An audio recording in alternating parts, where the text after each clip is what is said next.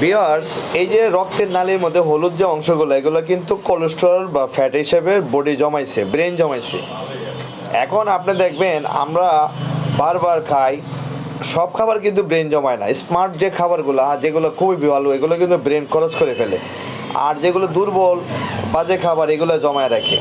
আপনি দেখবেন বাস্তব জীবনে খাবার প্লেটে একটা দাওয়াতে অনেক খাবার দিল, সব খাবার কিন্তু আপনি খান না, কিছু কিছু অংশ ফেলে দেন যেগুলো আপনার মন চায় না বা খাবার উপযুক্ত না।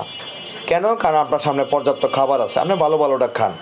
ঠিক আমাদের ব্রেনও ঠিক এইরকম ঘটনা ঘটে। তবে গ্লাইকোজেন বাসায় আসছে একটা, যেমন আপনি ডিপ খিদা লাগার আগে যদি খান তাহলে এই পরিস্থিতি হবে। আর যদি ডিপ খিদা লাগার পরে খান, মানে অনেক খিদা লাগছে তারপরে খান, তাহলে আপনার আর এই সমস্যা হবে না।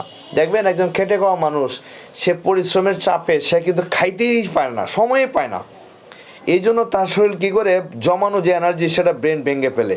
এই জন্য তাদের কোনো সময় স্বাস্থ্য হয় না, দুর্বলতা থাকে, চিকন থাকে।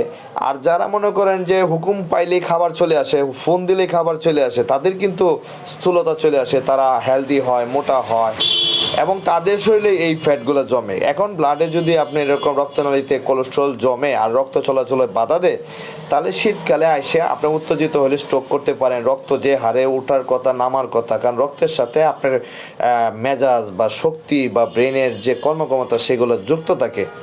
আপনার স্ট্রেসে, আপনার চিন্তা ভাবনার সাথে রক্ত সঞ্চালন ঠিক মানে করে, হাফ ডান করে।